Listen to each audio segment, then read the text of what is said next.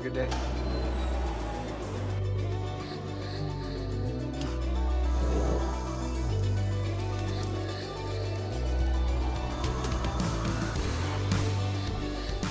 We're about to embark on the journey of a lifetime, and this adventure is going to take us all over the world as we hear stories and talk about ideas that you will never forget. Alpha is a series of sessions designed to engage us in a conversation about some of life's most important questions. This isn't going to be a lecture where we do all the talking. It's a conversation. Everyone will have a chance to ask questions and share their thoughts. We're so excited to go on this adventure with you. But before we go any further, I'm Jason and this is Ben, and we want to welcome you to Alpha.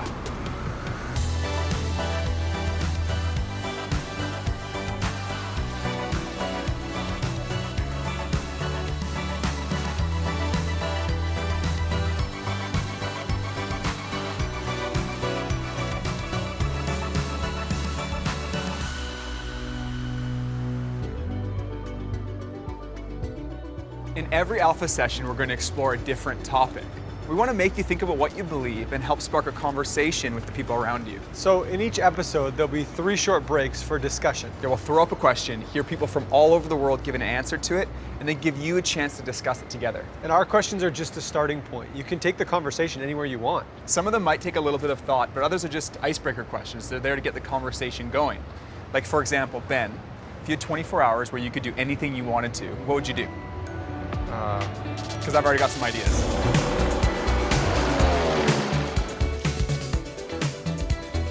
Wait, could I bring friends? As many as you want.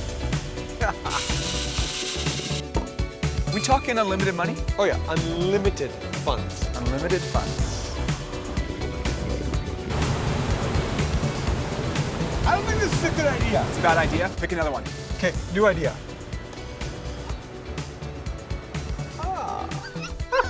I don't know. I'd play with a bunch of tigers. Okay, I'm just gonna spitball now. Okay. Thinking out of a helicopter. Yeah. In a snowmobile. Okay, Down a mountain. yeah. Off a cliff. Parachute. Sticks to landing. Hit up every single NBA stadium, like buy a ticket to a game at every NBA stadium, and like in 24 hours, and try to hit up every single one before I die. If I die at an NBA stadium, that's okay. I don't think you're gonna die. It's okay. I'd spend all the money I could possible. Like, I don't know. Treat yourself for Oh yeah. I would go fishing with Jimmy Butler, I think. Because, yeah, that's totally ideal. Just have unlimited food of everything and anything.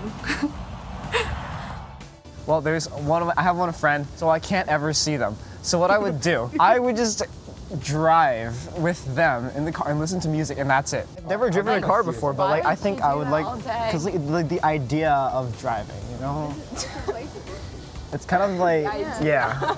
If I could go anywhere in the world, I would go to Italy so bad. Like, I want to go so bad. Because, you know, pizza and like...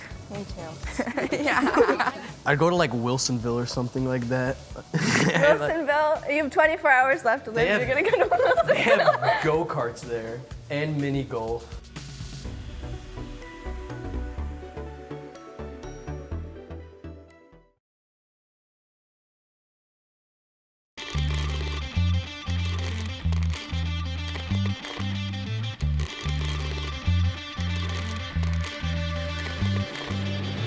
Life is busy. Tons of things happen in our lives every day. And in a 24-hour period, we ask ourselves so many different questions like, what should I eat? What should I wear? Or who should I hang out with? Sometimes we ask bigger questions like, what do I want to be when I grow up? Who will I marry? Or where will I live? But every once in a while, we ask ourselves those even bigger questions. Questions like, why am I here? What's my purpose? And is there more to life than this? The reality is, there aren't a lot of places we can go to explore life's biggest questions. So on Alpha, we want to create a space where we can talk about those kind of questions in a way that's open and honest. In each session, Jason and I will look at a different topic, and we'll talk about it from a Christian perspective. Now, I know that just mentioning the word Christian may bring up a lot of questions, and you may be thinking, Am I going to be the only one here who doesn't believe all this stuff or who isn't a Christian? Yeah, and if that's you, then you're in the right place because Alpha is specifically designed for people who wouldn't necessarily call themselves Christians. I know for me, growing up, I wasn't very interested in church or Christianity. I just thought the whole thing was boring. I imagined old people singing old songs, reading from old books, and drinking tea together. I just never really imagined myself as... I love tea. You just mentioned tea, and then it popped in my mind that I tried this new iced, sweetened green tea, a little bit of lemonade in there. That sounds delicious. It's so refreshing, and Did you get it here, or where? I got it local. When I first really started thinking about Christianity, I wondered if the whole thing was even true. Like, are there any intelligent reasons to believe this stuff? And I guess also it just didn't seem to have any relevance in my life. I used to ask myself, like, how could a story about someone who lived 2,000 years ago on the other side of the world have anything to do with my life today? I heard someone say that in each one of our hearts, it's like we have a happiness bucket that we're constantly trying to fill. It can sound like this. If I just had more money or nicer clothes or a new girlfriend, then I'd be happy. Yeah, or if I just got better grades or knew all the right people or had like the perfect job, then my life would be totally complete. But the weird thing is, no matter how much stuff we try to fill our happiness buckets with, we're still left wanting.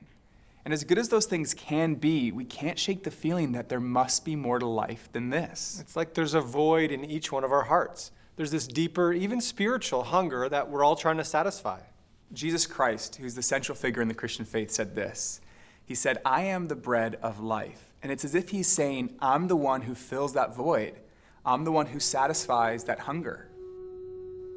When I was young, at the age of about 12, my mother had a major nervous breakdown, and she was hospitalized for extended periods of time. My father also struggled with alcoholism. I had two brothers, and we were basically left in many ways to raise ourselves. Those experiences marked me, and going to bed at night, I remember through my tears saying, "God, if you're there, I hate you." And I decided the childhood that I had was not going to be my life. At the age of 18, I committed to the idea of becoming a millionaire by the age of 30. So by the age of 35, the idea of being a millionaire had been achieved. I owned a company with over 500 employees. I had a beautiful home, beautiful wife, 2 kids. I could go where I want, when I wanted. I had way more money than I ever hoped for, but I wasn't happy. And I realized that there's still a deep darkness inside of me, a void. So now I'm forced into this really profound, deep journey. Like, what's life all about? I have epilepsy, and for some reason, I started having seizures more frequently. We have a lady who worked for us at that time in our home. Her name is Bonnie, and she was a very sweet lady, a Christian lady. Bonnie saw me after having a seizure one day, and she called my wife and she said that God had told her to come pray for me. And I said, well, I know it's not going to do any good, but I like Bonnie. So she prayed for us, and for some reason I cried through that process. Didn't know why I was crying, but Bonnie left and we thanked her for coming over. So the next day I saw a friend, a neighbor, who went to the same church Bonnie does. And I asked my friend, I said, "Hey, are you going to church tomorrow?" And he says, "Yeah." I said, "Well, do you mind if I come with you?" He says, "Sure." He was quite happy to bring me. So the next morning, we're standing in church together. And as the worship music begins, for some reason, I begin crying. And I'm doing everything in my power not to cry, but tears are running down my face. And in that moment, for the first time, God's love for me was so real. The reality that He loved me was nothing short of completely and totally mind-blowing. I worked hard and pursued wealth my whole adult life, trying to fill a profound emptiness inside of me, a darkness that I walked with every day, only to discover that emptiness could only ever be filled by a relationship with the living God. Everyone experiences this longing in a different way. And some of us might not even feel that there is that deeper longing. Yeah, I met a guy called Mark who said, "It's like God has filled a void in my heart that I didn't even know I had until after it was filled." It wasn't until he experienced a relationship with God that he realized that it was the very thing his heart longed for. Because when you experience God's love, it changes everything. I heard it described in a song one time like, life goes from black and white to color all around. All is new. I could play the song if you want. I mean, I got it on my phone. Yeah. Play This Is Living by Hillsong Young and Free.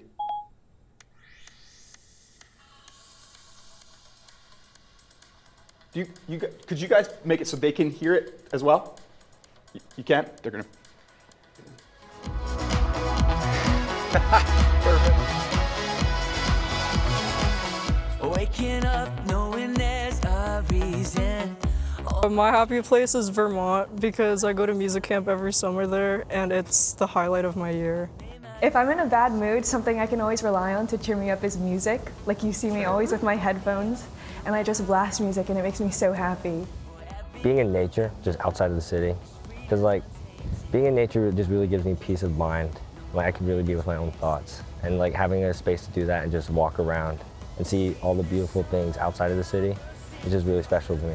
If I had one bucket list of like a national park, it'd be Yellowstone for sure. Like if I could go up to Yellowstone and just stay there for a week, that'd be so cool. That would really be the time of my life, I think.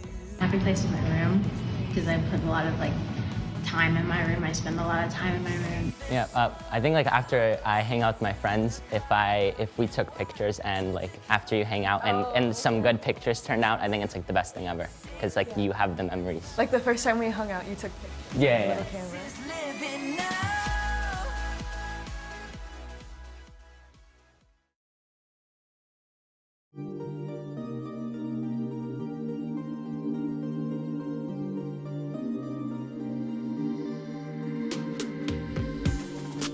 Now, some people's response to Christianity might be, well, that's great for you to believe this stuff, but it's not for me. But if you think about it, it's not actually a logical position because if Christianity is true, then it's important to every one of us. And if it's not true, then it's not really great for me at all. The author C.S. Lewis put it like this: Christianity, if false, is of no importance, and if true, of infinite importance. The only thing it cannot be is moderately important. C.S. Lewis was someone who had taken the time to examine the evidence, and he concluded that it's true. And he wasn't the only one either. In fact, many of the most influential scientists were Christians, like Newton, Kepler, Galileo, and Copernicus. And also some of the most respected scientists today, like Francis Collins, who was the director of the Human Genome Project, a project that mapped the entire human DNA. Well, in the home where I grew up, faith was not something that was talked about very much. My father was a professor of drama, my mother a playwright. When I went to college and those discussions in the dorm late at night about religion began to occur, I had no particular reason to attach value to a faith system. It had never been something I was familiar with or had internalized at all.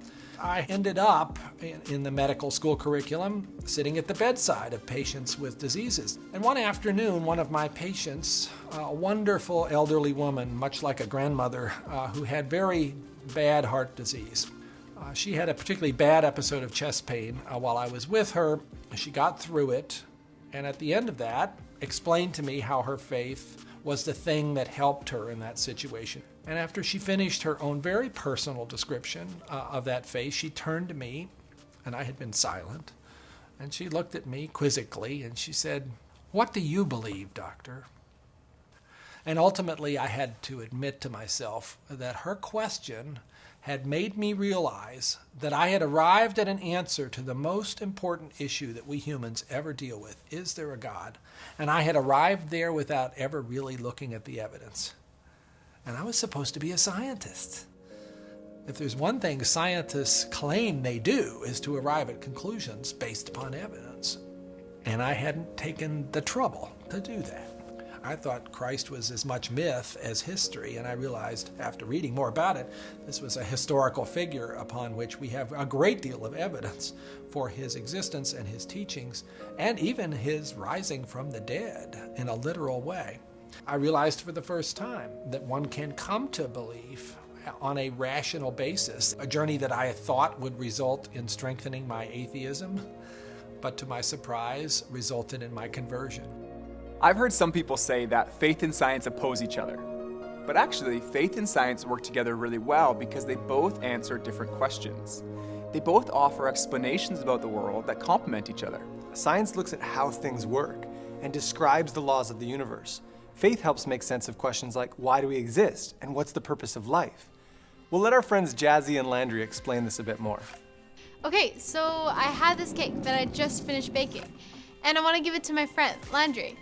Now, if Landry was a scientist and examined the cake, He'd be able to tell you a lot about it, like what it was made of, how it was made, and maybe even when it was made. But he couldn't tell you everything. He couldn't tell you who made it, and more importantly, why it was made. Only the creator of the cake can do that. Only I can tell you I made that cake, and I can tell you why I made that cake. I made it for my friend Landry because he loves cake. Thanks, Jazzy. And it's the same with this universe. Only the creator can reveal who made this world and why it was made. And on Alpha, we're gonna explore those questions of who and why. I would ask God, can I have a hug? I would ask like why bad things happen. Like why everything that happens is planned to happen. I think I would just ask if like everything happens for a reason, even the insignificant things. Like if they all lead up to something, or if some things just happen to happen.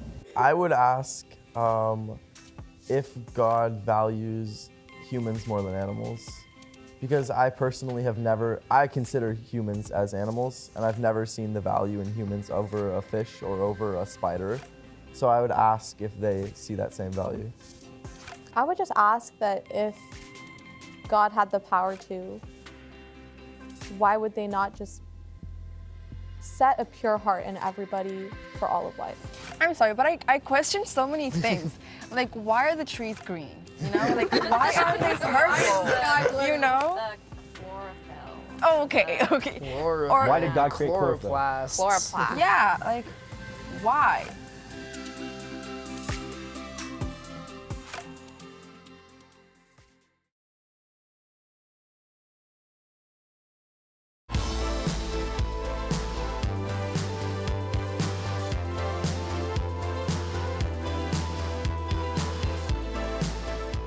One of the most significant things that Jesus said was, I am the way and the truth and the life. No one comes to the Father except through me. Yeah, when Jesus said, I am the way, he's saying, I am the way to a loving and lasting relationship with God. A relationship that fulfills that longing we all have to be loved and accepted. When Jesus says, I am the truth, he's not just talking about head knowledge, like memorizing a list of facts about God. It's heart knowledge too. He's saying that truth is personal. You can know God personally. Yeah, it's the difference between knowing facts about someone and actually knowing them. Imagine for a moment that I didn't know Ben personally, but I started following him on social media. I'd find out pretty quick that he's surprisingly tall. He's an unusually good dancer, and he's average at sports. Well, you'd also find out he's handsome, he loves his grandma, he's a proud uncle and godfather. And right. And even if I looked at every single one of Ben's posts, that would just be head knowledge. And that's way different than the personal experience of being friends with Ben for the past 15 years. And what Jesus is saying is that it's possible for us to know God like that, like we know a real friend. And understanding this, like realizing this about Christianity, changed everything for me. I used to think that Christianity had no relevance in my life, but now it's the opposite. Nothing has had a bigger impact on my life today than my relationship with God. Lastly, Jesus says, I am the life. Ultimately, he's saying that he is the only one who can truly give you full life. Not that it'll all be easy, but that in him we find a life of meaning and fulfillment, a life without guilt or shame. Yeah, we all know those feelings of guilt.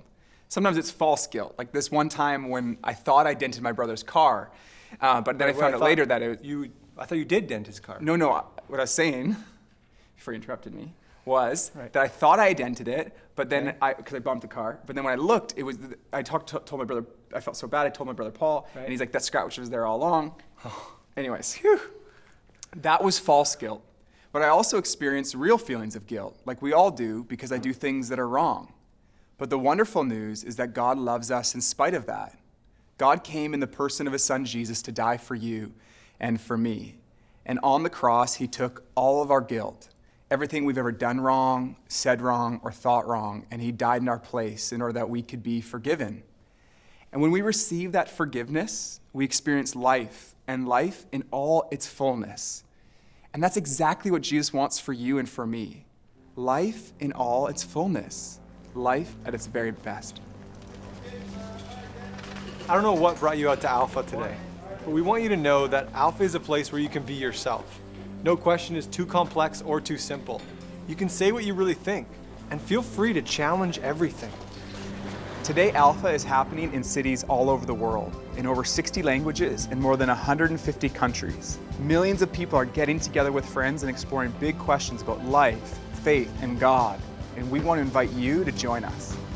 If you live to be 70 years old, on average, this is how you're going to spend your life. You're going to spend 20 years and 3 months asleep, 10 years and 5 months watching TV, 7 years and 6 months eating and drinking, 5 years and 9 months in some form of transportation, 18 months waiting in line, and 6 months at red lights.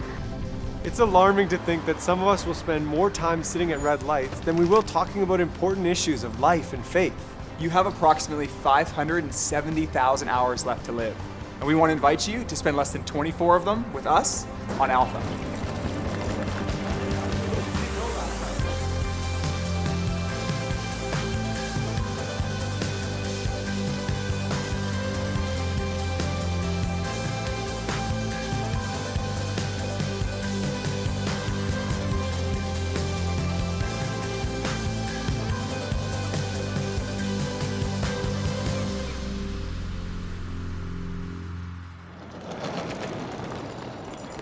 Bro, what time's our flight at? 6. That's 5 hours from now. What would we do for 5 hours?